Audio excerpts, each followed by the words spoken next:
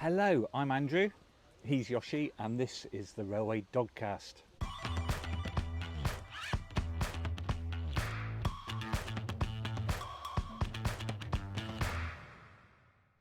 We're here at Ruddington at the Nottingham Transport Heritage Centre. We've got Tony from Hentis Rail. Hello. And we're delighted that Tom Ingall Hello. from the Great Central Railway has kindly joined us to talk about the reunification project. Indeed, yes. We're really glad you're here. Thank you very much indeed. Welcome to Nottingham Transport Heritage Centre, based at the village of Ruddington, the northern end of the Great Central Railway, Nottingham, and ultimately one day the northern end of the entire Great Central Railway, once we've plugged that irritating missing 500 metres in the middle that's back an in. amazing project that you've got. We think it's one of the biggest heritage railway projects in the UK at the minute. It's only 500 metres, so it's not like building a 2-mile long extension. However, it's a really complicated 500 metres that's missing. And an expensive one, I imagine. As well. Yes, indeed, yes. And when you say big on a heritage railway, everyone runs for cover and looks for the number of zeros on the end of the bill. And it's a bit like that, yes. Yeah. So how much money have you raised so far? So the project has raised millions over the last 10 years or so.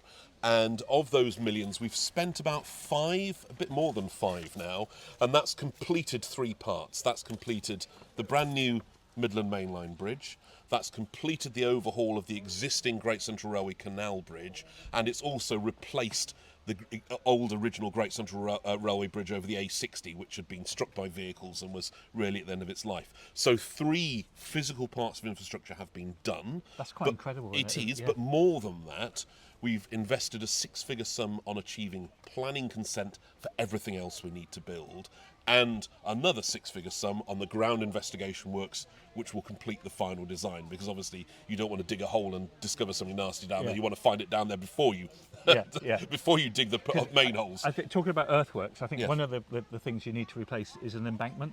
Yes, that's right. So there's a whole chain of infrastructure that took the southern end of the Great Central Railway to the northern end of the Great Central Railway. You come over that Grand Union Canal Bridge, which was there but hadn't seen a train since the 70s, hence needing replacing.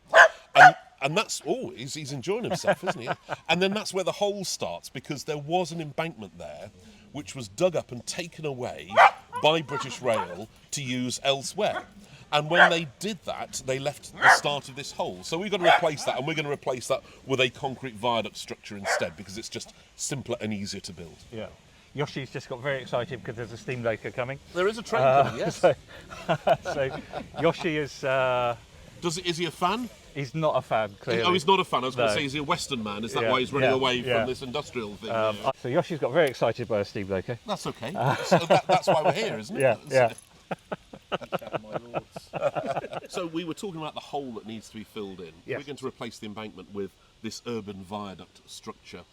That's the main piece of infrastructure that remains. Then there's another bridge over an access road that didn't exist when the road was first built, or at least it was just a tiny farmer's track. And then we connect to the Midland Main Line Bridge, which is already built, and then on to the existing embankment, which does need a bit of love and repair. Yeah. So there's this little chain of infrastructure that all has to work and come together. It's technically possible. We have all the consents now. We need to do it. We've just got to raise the money and get on and do it. So you haven't really got a timescale because you need to raise that money first. Yeah, indeed, and that's the thing. At the moment, there is a huge amount of fundraising going on. The other good news is we've got £2.5 million actually in the bank waiting to spend. Fantastic. But of course, there's lots of things to spend it on. So that money fluctuates up and down depending, we've got to pay for this, we've got to pay for that. We want to make sure we spend that money as wisely as possible, because we know it's coming from people not just around Loughborough or around Nottinghamshire and Leicestershire, but around the country and around the world, who want to see this little hole filled, and we want to spend that money as responsibly as possible and get as many results as possible and finish the job as soon as possible. So anyone who's watching this or listening to this, yes, can they donate? They can, and we would love people to donate, please. So the best address is www.gcrailway, which takes you to the main Great Central Railway website, /unify, UNIFY.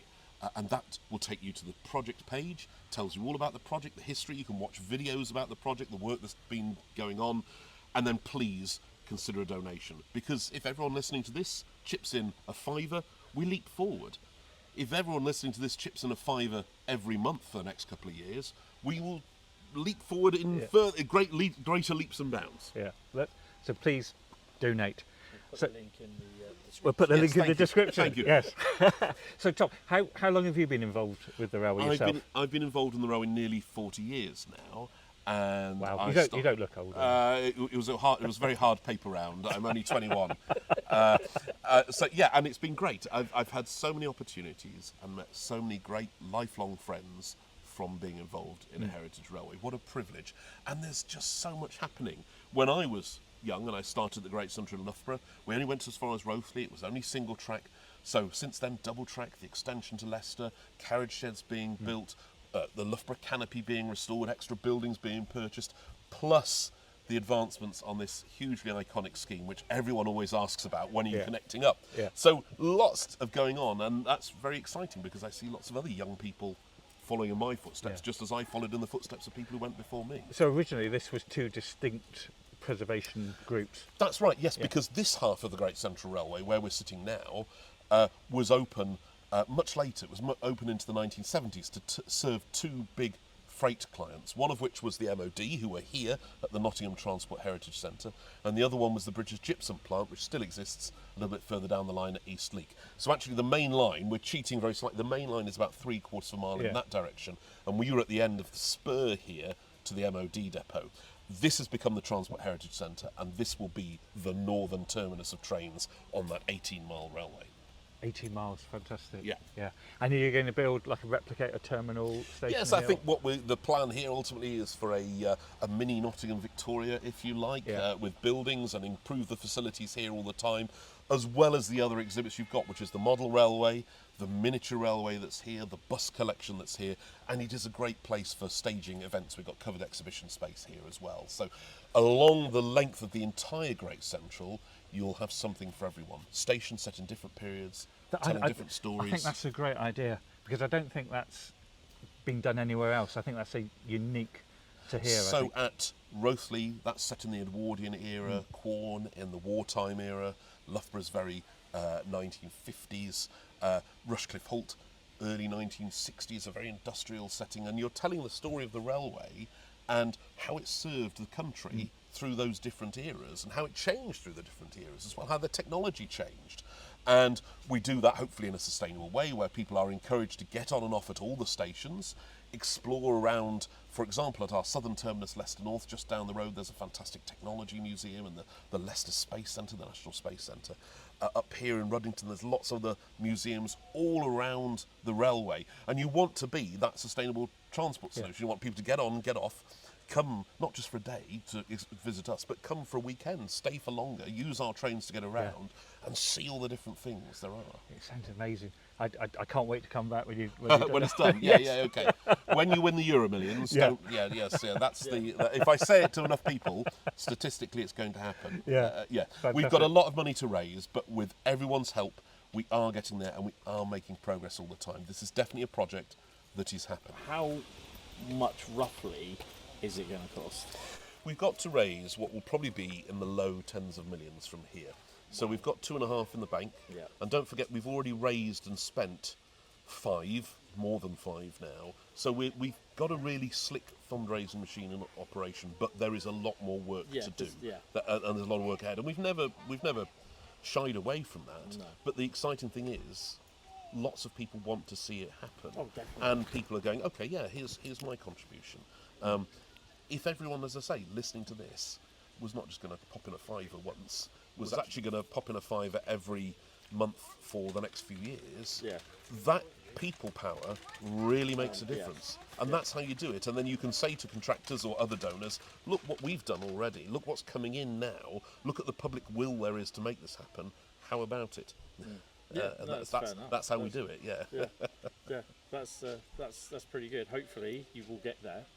Yes, it's been the work of a lifetime. There's a lot of people who want to see it happen. I think the other thing as well, it will kind of the community will pull together for it, and the amount that will benefit the community as well, I think. I think so. You're looking at creating a significant tourist attraction which benefits the local service sector economy. Yeah. This railway will be in the heart of the country, on the doorstep of millions of people telling those stories. It's a significant visitor attraction. And it's the actual 500-metre section won't be double track, will it? No, we've looked at that a lot.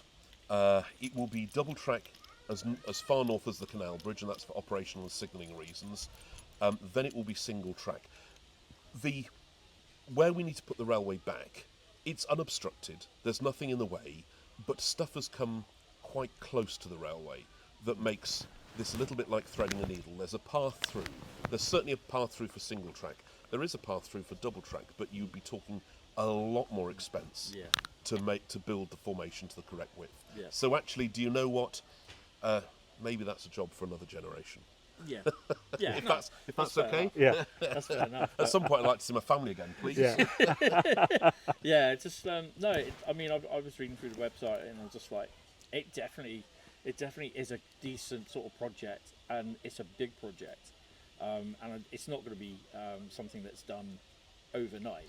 No, if the money came in immediately right now, you're still talking about a 3-year build, plus a bit, wiggle room either way for testing and commissioning, because there's alterations to the track layout at Loughborough, for example, to do.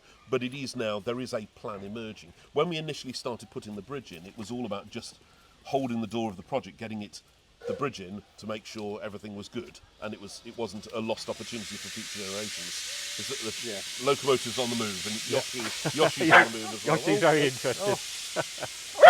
All right, Yosh. All right. Oh, those noisy steam engines. Do they take the attention away from dogs? Do Yeah. One thing I was going to say, it's great to see how dog friendly you are here.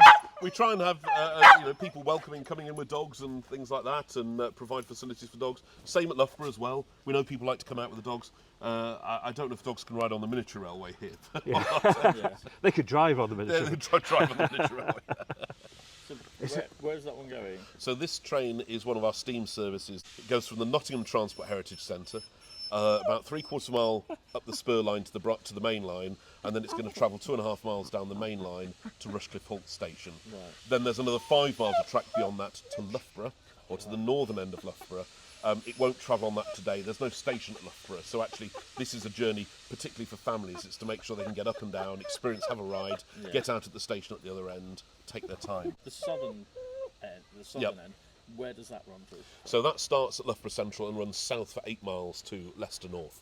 Leicester North is a new station. I say new, it's built 35 years ago now, which is a couple of hundred metres south of the original Belgrave and Birstall station. Right. So that takes you actually across the boundary into the city of Leicester.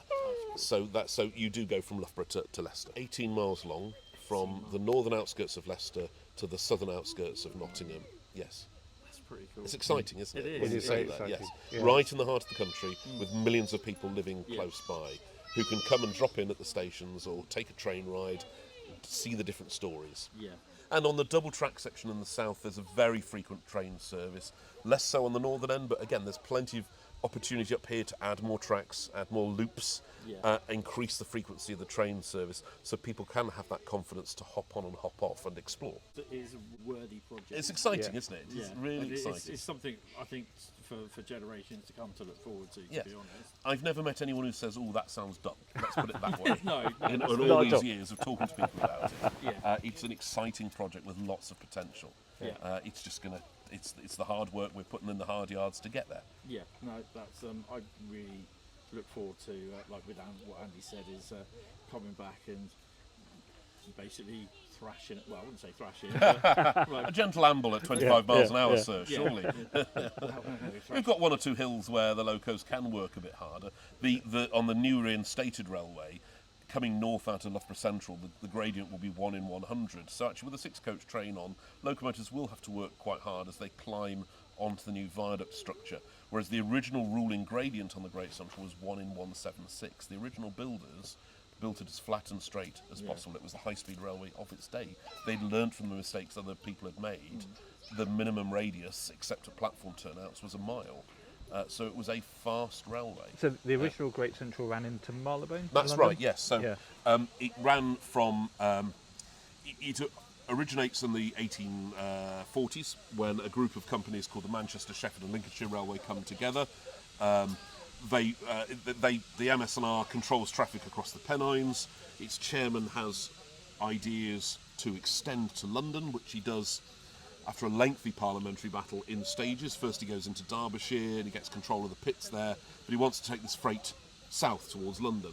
And so they build what's grandly called the London Extension, and they change their name to the Great Central Railway. They go as far as Quainton, which is another heritage railway, where they meet the Metropolitan Railway, another railway that Sir Edward Watkin, the chairman of the Great Central, has interests in. They share the tracks down the Metropolitan, and they were originally going to share a terminus at Baker Street, and then decided that probably wouldn't work out, so the Great Central built its own terminus at Marylebone Station. And did they have ambitions to go to the continent? Or? Yes, Watkin had certainly interests in a Channel tunnel, which he started digging in the 1870s, so some years before the Great Central. And there was always a discussion about there would be a tunnel under London and through trains to the continent. How serious those were, I think, is a matter for debate. They might have been plans, but I'm not sure they ever got as far as... They certainly were never funded. So plans, it sounded good, but... yes. Yeah. Yes. And what I guess the Great Central fell under the Beeching Axe. Yes, it was the single biggest casualty of the Beeching closures. I think the view of the time was this is a duplicating route.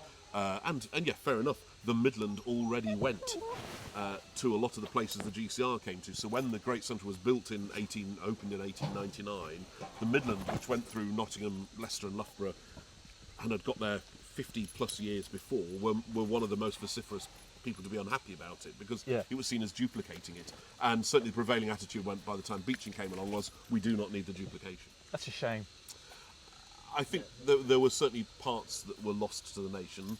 Let's be fair, in other parts, the Great Central went through the middle of nowhere. South of Rugby, it did really, in the nicest possible, with respect to those villages down there, it didn't really touch on any significant population centres. You sound quite ambivalent about that. I think the railway potentially could have survived and had a use today. I'm sure in a country looking for wider high-speed railway connections, if that's the direction we're going in, then the Great Central would have had a role as a duplicating route. Nowadays, duplication is not necessarily seen as a bad thing, or it was in the Beeching era. Now it's seen as diversionary routes, as a way of working on one part of the railway and keeping another part of the railway going and giving you spare capacity. So I think the arguments are complex. It's easy for us to sit here in 2025 and cast aspersions on 1963.